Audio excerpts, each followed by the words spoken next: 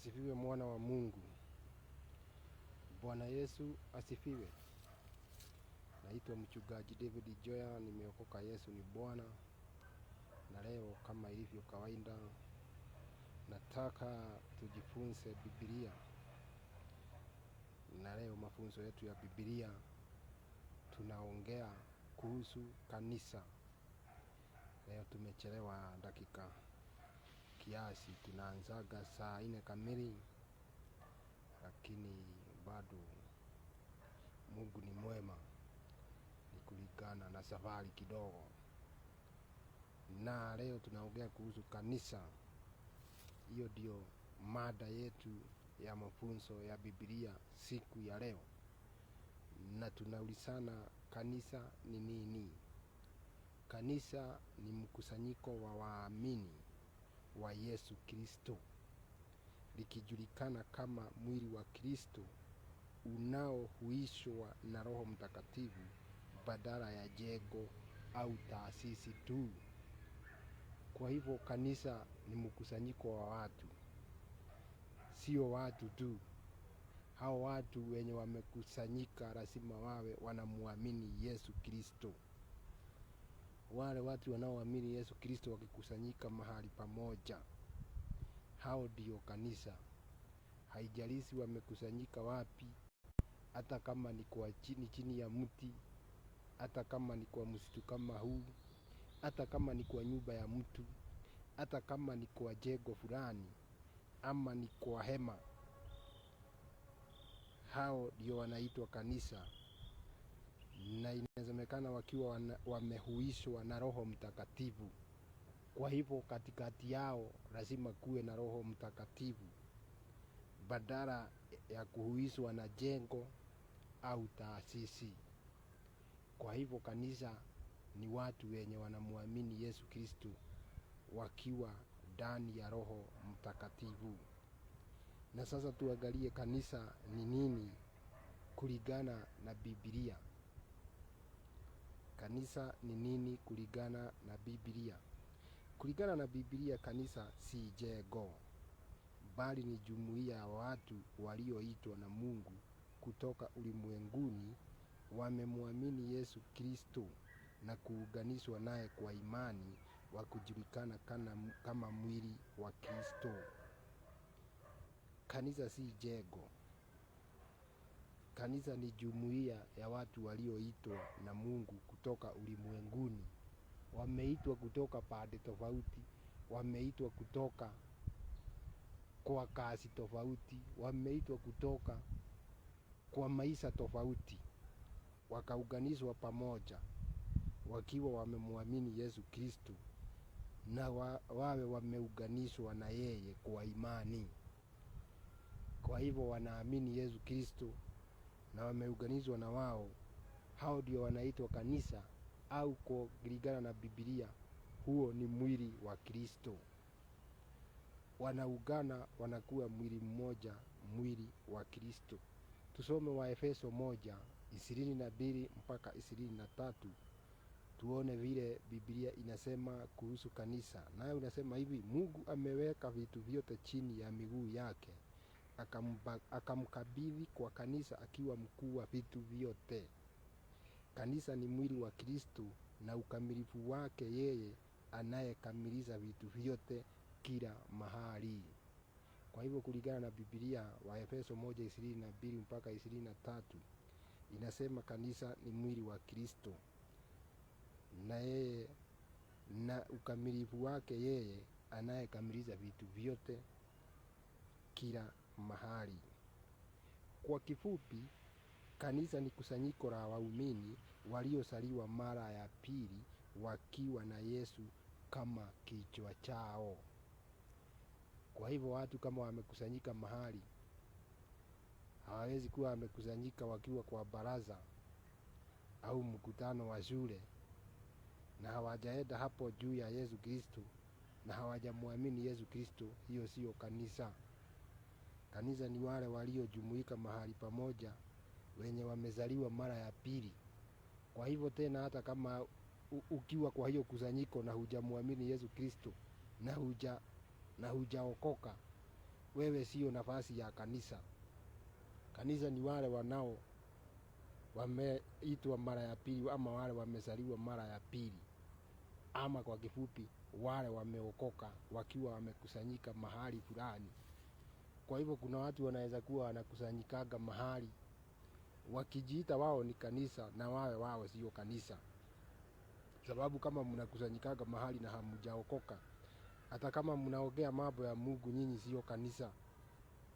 Hapo tuelewane mzuri. Hiyo ni Biblia. Tutasoma tena Waefeso 1:22 mpaka 23. Mungu ameweka vitu vyote chini ya miguu yake, huyo ni Yesu Kristo. Akamkabidhi kwa kanisa akiwa mkuu wa vitu vyote. Kanisa ni mwili wa Kristo na ukamilifu wake yeye anayekamiliza vitu vyote kila mahali.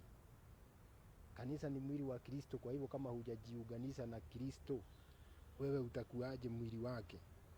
Kama hujajiunganisha na yeye kwa kuamini kifo chake na kufufuka kwake, ama kama hujaokoka, utakuwaje mwili wa Kristo? Na kama wewe si mwili wa Kristo, wewe sio kanisa, na wewe husimamii kanisa. Hebu jiulize kama wewe ni kanisa, sababu Biblia inasemaga Yesu atakaporudi atakuja kulichukua kanisa. Atachukua nani? Sio wale watu wanakusanyikanga mahali, juu ni wengi wanaendaga huko na hawajaokoka. Kama hujaokoka, akichukua kanisa hata kuchukua, juu wewe sio mwili wake na haujaunganishwa na yeye na hujamwamini. Tuangalie maelezo zaidi kuhusu maana ya kanisa kiBiblia. Kwanza, kanisa ni mwili wa Kristo. Hiyo ni maelezo ya kwanza. Mwili wa Kristo. Waumini wote kila mahali ni viungo vya mwili mmoja ambao Kristo ni kichwa chake. Hiyo ni maelezo kuhusu maana ya kanisa kiBiblia. Maelezo ya kwanza, kanisa ni mwili wa Kristo.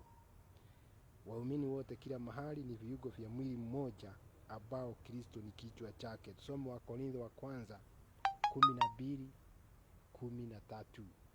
Wakorintho wa kwanza 12:13 inasema, kwa maana katika roho mmoja wote tulibatizwa katika mwili mmoja, kama ni Wayahudi au Wayunani, kama ni watumwa au watu huru, nasi sote tulinyweshwa roho mmoja. Tukiwa tumeunganishwa pamoja, tukiwa tumenyweshwa roho mmoja, Roho Mtakatifu, sisi ndio kanisa.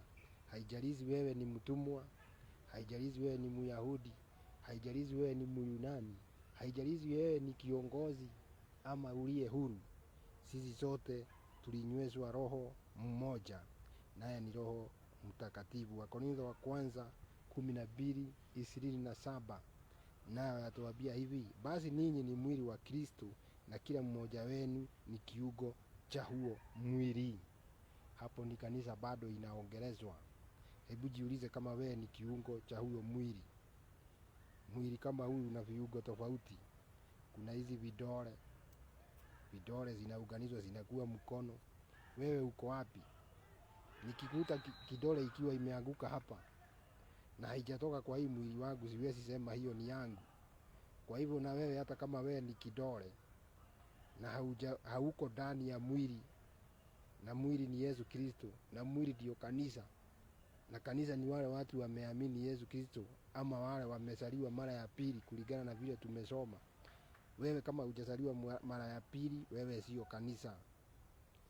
Wewe kama hujaokoka, wewe sio mwili wa Kristo. Na kama wewe sio mwili wa Kristo, wewe hauna uhusiano na yeye, na atakaporudi kuchukua kanisa, wewe hata kuchukua, juu atachukua mwili wake, sio kiungo kilicho kando. Tuangalie tena maelezo ingine ya pili kuhusu kanisa. Kanisa ni hekalu la Roho Mtakatifu. Kanisa ni mahali ambapo Roho Mtakatifu anaishi akiwaunganisha waumini. Kwa hivyo tukiwa tumekusanyika mahali moja, tukiwa tumemwamini Yesu Kristo na tukiwa tumezaliwa mara ya pili, naye Roho Mtakatifu anakuaga hapo, kama vile Biblia inasema walipo wawili ama watatu sababu ya neno lake Yesu Kristo, naye anakuaga hapo katikati yao, naye anakuaga katikati yao akiwa kama Roho Mtakatifu. Kwa hivyo tukiwa tumekusanyika mahali moja, hata kama ni kama hapa, sababu ya neno la Mungu, Roho Mtakatifu akiwa hapo. Hiyo ni kanisa na ni hekalu ya Roho Mtakatifu. Haijalishi kama kuna jengo, haijalishi kama tunachomwa na jua hivi, lakini kama tumekusanyika sababu ya Mungu na tuwe tumeokoka sisi zote, ama tumezaliwa mara ya pili, hapo tukiwa, Roho Mtakatifu atakuwa hapo na tutakuwa tumemjengea hekalu. Kwa hivyo kanisa ni mahali ambapo Roho Mtakatifu anaishi akiwaunganisha waumini. Tusome Wakorintho wa kwanza 6:19 mpaka 20. Inasema hivi: hamjui kwamba miili yenu ni hekalu la Roho Mtakatifu anayekaa ndani yenu, ambaye mmepewa na Mungu? Ninyi si mali yenu wenyewe, mmenunuliwa kwa bei kubwa. Kwa hiyo mtukuzeni Mungu katika miili yenu. Kwa hivyo walio na huyo Yesu Kristo, ambao wamemwamini huyo Yesu Kristo, ambao wamezaliwa mara ya pili, Roho Mtakatifu huishi ndani yao, na wakikusanyika anakuaga hapo katikati yao. Kwa hivyo Roho Mtakatifu anaishi mahali palipo na watu wale wanaomwamini Yesu Kristo, ama watu wale wameokoka. Roho Mtakatifu anapataga makao hapo ama kwa hao watu. Wewe ni hekalu ya Bwana ya Roho Mtakatifu. Roho Mtakatifu amepata makao karibu na wewe ama ndani yako. Mahali mmekusanyika, Roho Mtakatifu ako na nafasi hapo. Mumeokoka nyinyi nyote. Kama hujaokoka, Roho Mtakatifu hawezi hizi ndani yako na hawezi pata makao karibu na wewe. Hiyo ni Biblia. Maelezo ingine ya kanisa, maelezo ya 3 ni kanisa ni bibi harusi wa Kristo. Kanisa ni bibi harusi wa Kristo. Tumeona maelezo ya kwanza, kanisa ni mwili wa Kristo. Maelezo ya pili, kanisa ni hekalu la Roho Mtakatifu. Maelezo ya 3, kanisa ni bibi harusi wa Kristo. Kanisa linatajwa kama bibi harusi ambaye Kristo anamtakasa na kumtunza. Tusome katika Efeso 5:25 mpaka 27. Inasema hivi: nanyi wanaume wapendeni wake zenu kama Kristo alivyolipenda kanisa, akijitoa mwenyewe sadaka kwa ajili yake. Alifanya hivyo ili kwa neno lake aliweke wakfu kwa Mungu, baada ya kulifanya safi kwa kuliosha katika maji, kusudi ajipatie kanisa lililo takatifu na safi kabisa, kanisa lisilo na ndoa, kasoro au chochote cha namna hiyo.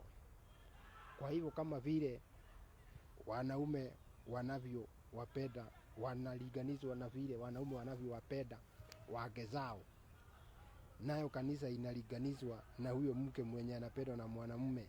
Naye Yesu alilipenda kanisa kama bibi harusi wake, na akalitakasa, akalifanya safi, akaliosha kwa maji, kusudi ajipatie kanisa lililo takatifu na safi kabisa.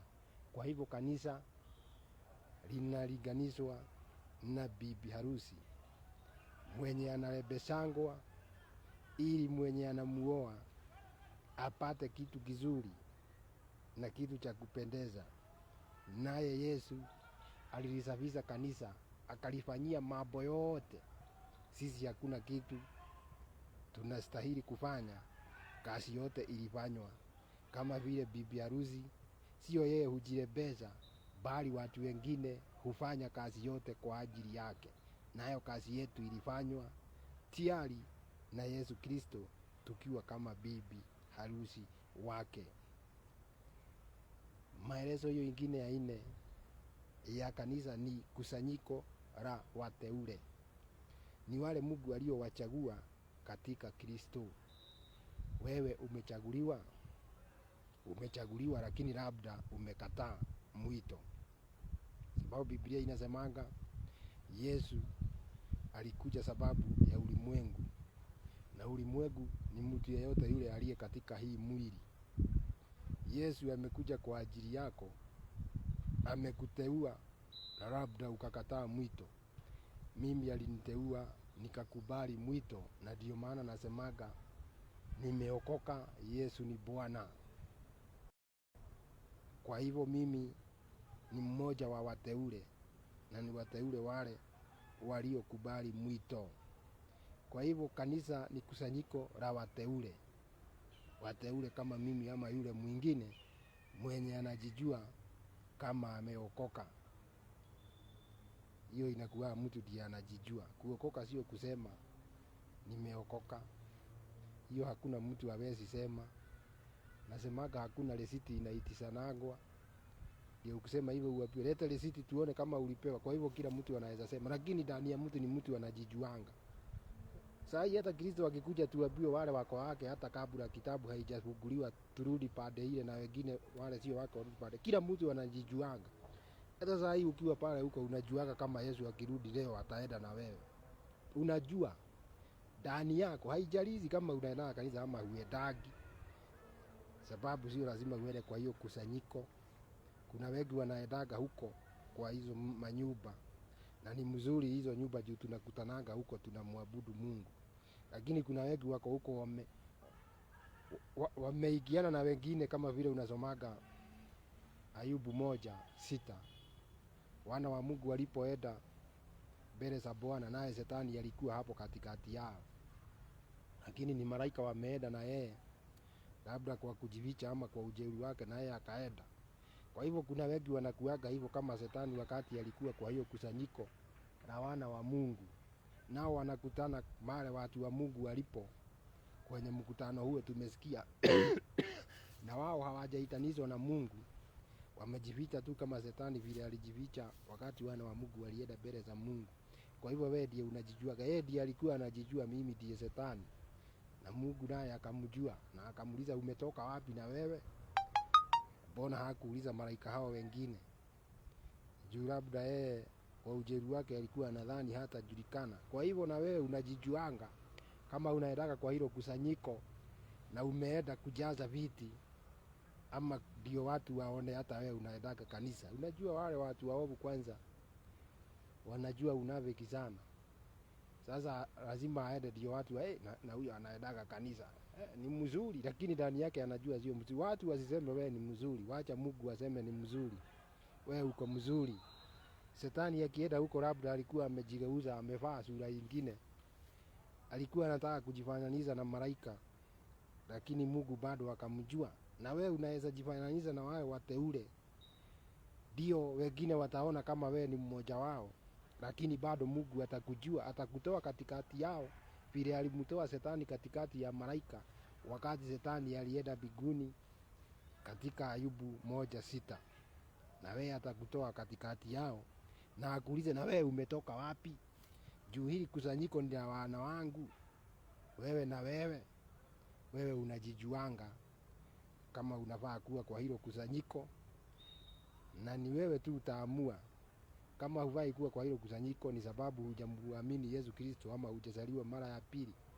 Inafaa ukubali kuzaliwa mara ya pili na utakuwa mmoja wa hilo kusanyiko na hutaulizwa umetoka wapi. Kwa hivyo kanisa ni kusanyiko la wateule. Tusome Petro wa kwanza 2:10. Inasema hivi, wakati mmoja nyinyi hamukuwa watu wa Mungu, lakini sasa nyinyi ni watu wake. Wakati mmoja hamukupewa huruma ya Mungu, lakini sasa mmepokea huruma. Hao ni wale wateule. Hao ndio wanaelezwa hapo. Kwa hivyo wamepata, na wakati mmoja hata wao hawakuwa watu wa Mungu. Na wewe labda wewe si mtu wa Mungu. Na wao beleni hawakuwa watu wa Mungu. Hata mimi kuna wakati sikuwa mtu wa Mungu. Lakini nilipokubali mwito, nikawa nimekubali na nikaitikia, nikaamini Yesu Kristo alikuwa juu ya dhambi zangu, nikaamini ndani ya roho, halafu nikakiri kwa kinywa Yesu ni Bwana. Hapo nikawa mmoja wa wateule. Na tukikusanyika mahali ama nikute mahali watu wamekusanyika sababu ya neno la Mungu, na mimi naendaga hapo nikijua niko kwetu. Na Mungu akikuja hawezi niuliza na wewe umetoka wapi? Na wewe jiulize, wewe ni mmoja wa kanisa ama wewe ni wale wanaendanga kama vile Shetani alienda juu ameona wengine wakienda? Uamuzi ni wako siku ya leo. Uitwe kanisa, uache kuulizagwa na wewe umetoka wapi. Na ndio wakati Yesu atakaporudi kuwachukua wale walio wake, hata wewe akuchukue. Tuamini na tuombe. Mwenyezi Mungu muumba wa vyote, wewe ndiye baba wetu, wewe ndiye Mungu wetu, wewe ndiye tunayeamini hakuna mwingine aliye kama wewe. Wewe ndiye unastahili kuabudiwa. Wewe ni Mungu wa miungu, wewe ni mfalme wa falme. Wewe Yesu Kristo uliyekufa sababu ya dhambi zetu, ukatuteua, ukatusafisha, tukawa watu safi, tukawa kama bibi harusi ambaye sisi ndiye. Wewe ndiye mkuu wetu, wewe ndiye kichwa chetu. Tunakuamini, tunakuinua. Zidi kuwa pamoja nasi, tuonyeshe njia, tusike mkono ili tusiangamie au tupotee kabla ya wakati. Na wale hawaja kuamini, wenye hawaja kubali kuingia katika hili kusanyiko la kanisa, waguze kwa hili neno ili wakuamini na wakubali kuokoka. Nimeomba hayo machache nikijua umeyasikia, na ni katika jina lako kuu Yesu nimeomba na kuamini. Mubarikiwe na Mungu awatendee mema, awainue. Kama kuna shida unayopitia, Mungu akumalizie leo na dakika hii. Asanteni.